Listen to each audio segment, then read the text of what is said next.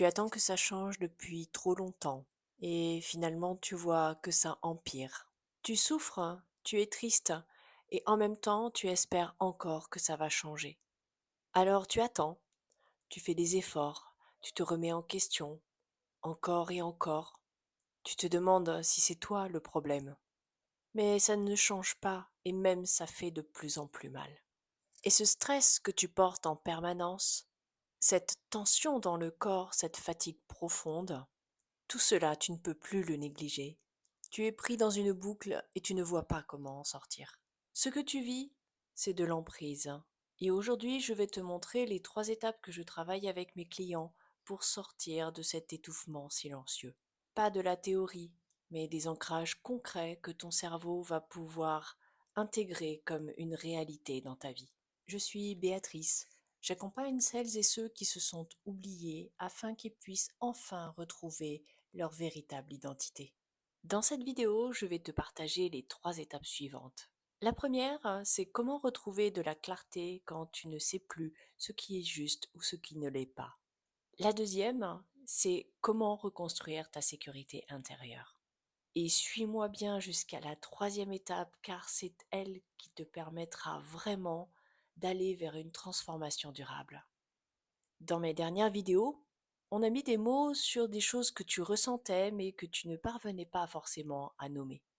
On a parlé de sidération, ce moment où tu te retrouves pétrifié sans pouvoir réagir.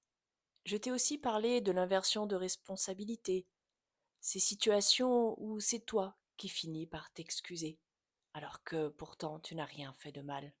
Et dernièrement, on a vu ce qu'est l'emprise, ce mécanisme invisible qui fait que tu doutes de ta propre perception. La première étape que je travaille avec mes clients et mes clientes, eh bien, c'est le discernement. Il n'est pas question de juger, mais simplement de voir clair dans la situation. Dans la relation, tu finis par ne plus savoir où est la limite, où tu t'arrêtes et où commence l'autre. Tu accueilles et tu portes son humeur, ses angoisses, ses attentes, presque comme si c'était les tiennes. Et tu t'épuises à gérer quelque chose qui ne t'appartient pas. Tu fais toujours plus d'efforts pour soulager l'autre, et non seulement il te dit que c'est normal que tu le fasses, mais qu'en plus, ça n'est jamais assez. Le discernement, ce sera de commencer à se poser cette question. Là, maintenant, qu'est-ce qui m'appartient réellement et qu'est-ce que je porte pour l'autre?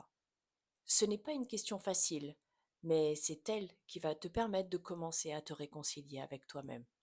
Je vais te donner l'exemple d'un de mes clients. Lorsqu'il arrive à la première séance, il me dit que ça fait des années que ça ne va plus dans son couple, mais que ces derniers mois, c'est vraiment de pire en pire. C'est devenu insupportable.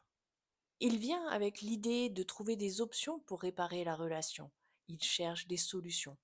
Au cours de la séance, nous avons utilisé la méthode que j'ai élaborée pour prendre des décisions, celle que tu peux retrouver dans le journal de mes décisions. Il a commencé à nommer la décision qu'il devait prendre. Ensuite, il a regardé quel était son premier ressenti par rapport à cette décision. Il a été aussi regardé pourquoi cette décision était importante à prendre. Ensuite, il a posé 3 options possibles face à ce choix. Et en nommant ces 3 options, il a senti que l'une des 3 était la bonne. Il avait depuis longtemps essayé de réparer, mais il était le seul à le vouloir. Et à cet instant, son corps, dans le soulagement qu'il a ressenti, l'a guidé vers la seule solution qui était juste pour lui. Et ce n'était pas la réponse la plus facile. Par contre, c'était celle qui lui appartenait vraiment. Et c'est celle qui allait le sauver. Le journal de mes décisions est aujourd'hui devenu un compagnon de route et lui permet toujours de se recentrer sur ce qui lui appartient et ce qui est juste pour lui. Dans la seconde étape, l'objectif est d'ancrer ta sécurité intérieure. Quand tu vis depuis longtemps en hypervigilance, à surveiller ses humeurs, à anticiper les réactions, à marcher sur les œufs, ton système nerveux est en mode survie permanente. Et depuis cet endroit, tu ne peux pas prendre de bonnes décisions. Tu réagis, tu subis, tu t'adaptes. Ancrer ta sécurité intérieure, ça n'est pas devenir invulnérable. C'est apprendre à revenir à toi quand tout part dans tous les sens. Reconnaître les signaux dans ton corps, la tension dans ta poitrine ou la boule dans ton ventre ou dans ta gorge. Et savoir que tu as les ressources pour traverser ça sans te perdre. Parce que quand tu te sens stable à l'intérieur, tu n'as plus besoin que ce soit calme à l'extérieur pour aller bien. J'avais une cliente, elle avait pris sa décision, c'était fait. Elle avait quitté sa relation. Mentalement, elle savait que c'était la bonne chose. Quand elle l'a fait, elle s'est vraiment sentie soulagée. Mais à chaque contact avec son ex, un message, un appel pour les enfants, une décision administrative, tout revenait. La peur, la sidération.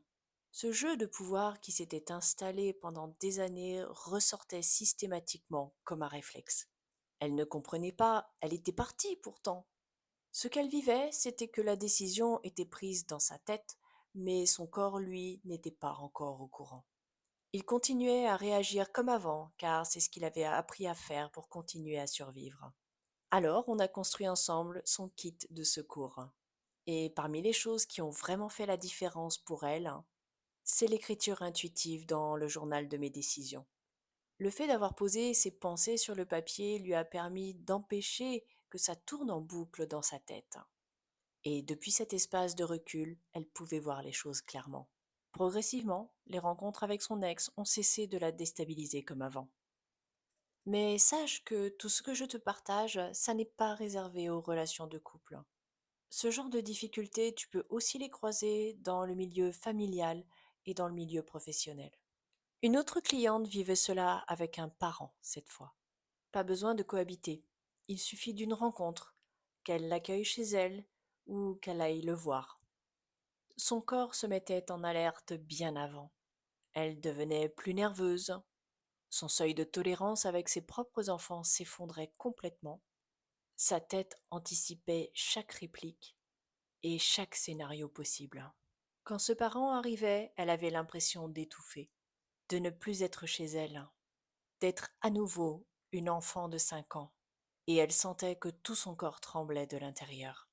Cette insécurité, ce n'était pas une faiblesse. C'était juste la trace de ce qui s'était installé depuis toujours, depuis son enfance. Dans son kit de secours, c'est la respiration qui a tout changé. Se recentrer sur son souffle au moment où elle sentait la panique monter pour calmer son système nerveux avant que la réaction ne prenne le dessus. Pas pour fuir, pour rester debout face à ce parent sans se perdre. La troisième étape, celle dont je te parlais tout à l'heure, eh bien, c'est d'ancrer l'action dans le concret. Et je ne parle pas de tout changer du jour au lendemain. Je parle d'un geste précis, non négociable que tu fais dès aujourd'hui. Pas demain, aujourd'hui. Parce que ton cerveau, il a besoin de preuves. Il a entendu tellement de fois des promesses non tenues, les siennes, les tiennes, que maintenant, les mots ne suffisent plus. Ce qui pourra le convaincre, ce sont les actes, même petits, même imparfaits. Ça peut être poser une limite sur quelque chose de mineur, ou réussir à demander que l'on te parle sur un autre ton en utilisant toi-même bien sûr le ton approprié. Chaque petit acte dira à ton cerveau: je peux me faire confiance. Ce que je pense, ce que je ressens, je le fais. Et c'est depuis là que tout commence à vraiment changer. Un exemple? Une cliente savait exactement ce qu'elle voulait dire à son ex. La limite était claire dans sa tête. Mais à chaque rencontre, la peur prenait le dessus. La sidération revenait, les mots restaient bloqués. Parce que ce qui est dans la tête reste dans la tête. Alors, on a travaillé différemment. On a cherché ensemble sa phrase, pas n'importe laquelle, la sienne, celle qui aurait une résonance profonde pour elle, celle à laquelle elle n'aurait pas besoin de réfléchir au moment où elle aurait besoin de la prononcer. On a travaillé le ton, la posture, comment retrouver sa sécurité intérieure juste avant également. Et surtout, elle l'a prononcée à haute voix, plusieurs fois pour que les mots résonnent bien à son oreille. Parce que le cerveau a besoin d'entendre, de ressentir, de réfléchir pour enregistrer que ce qui est dit est bien réel. Et le jour où elle l'a dite, cette phrase, elle l'a vraiment dite, eh bien, 2 choses ont changé. La peur a pris beaucoup moins de place en elle et l'autre en face a reculé. La limite venait d'être posée. Ce jour-là, elle a vraiment incarné les mots qu'elle était en train de prononcer. C'était un nouveau point de départ. Je ne dis pas que ça a été facile. En face, elle avait quelqu'un qui ne voulait pas que cette limite soit posée. Elle avait en face d'elle quelqu'un qui refusait de perdre son pouvoir. Mais elle avait décidé que ce pouvoir, elle ne voulait plus lui laisser. Elle a aussi parfaitement intégré que cela ne faisait pas d'elle une mauvaise personne que de refuser que cette limite soit franchie à l'avenir. Ces 3 étapes, hein, le discernement, la sécurité intérieure, l'action ancrée, c'est le chemin. Mais je vais être honnête avec toi. Quand on a passé des années à s'oublier pour l'autre, à douter de sa propre perception, à marcher sur des œufs, ce chemin-là, on ne le fait pas seul. Pas parce qu'on n'en est pas capable, hein, mais parce qu'on a besoin d'un espace où quelqu'un voit clair pour toi quand toi tu n'y arrives plus. C'est exactement ce que je fais dans mon accompagnement. On ne part pas de la relation, on part de toi, de qui tu es, de ce qui n'est plus acceptable, de ce que tu veux reconstruire. Et depuis cet endroit, les décisions deviennent vraiment plus claires. Elles s'imposent d'elles-mêmes. Lors des premières séances, ce que mes clients ressentent en premier, avant même que tout soit réglé, c'est de la clarté et surtout un grand soulagement. Comme s'ils pouvaient enfin respirer et poser ce bagage bien trop lourd. Vouloir changer l'autre est peine perdue. C'est une décision qui appartient à chacun. Et si tu regardes cette vidéo aujourd'hui, c'est que ton choix de changer quelque chose dans ta vie a déjà été pris. Il te reste maintenant à trouver le bon chemin. Si en regardant cette vidéo, tu t'es reconnu, si tu sens que tu es prêt à arrêter de tourner en rond et à commencer à te retrouver, alors je t'invite à prendre un rendez-vous diagnostic avec moi. Ce rendez-vous de 30 minutes que je t'offre, c'est un espace rien que pour toi. On regarde ensemble où tu en es, ce qui te pèse et ce dont tu as besoin pour avancer. Sans pression, sans jugement. Le lien est juste en dessous en description et je te mets également ici un QR code. Je te mets également le lien pour obtenir le journal de mes décisions si tu veux déjà commencer à prendre un peu de recul sur les choix auxquels tu dois faire face aujourd'hui. Je sais ce que tu te dis maintenant. Si je commence à poser mes limites, je vais me sentir terriblement coupable. C'est normal. C'est ainsi que ton système a été programmé depuis tant d'années.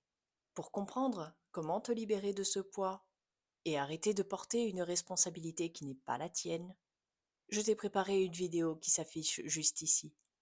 On se retrouve là-bas pour la suite de ton chemin.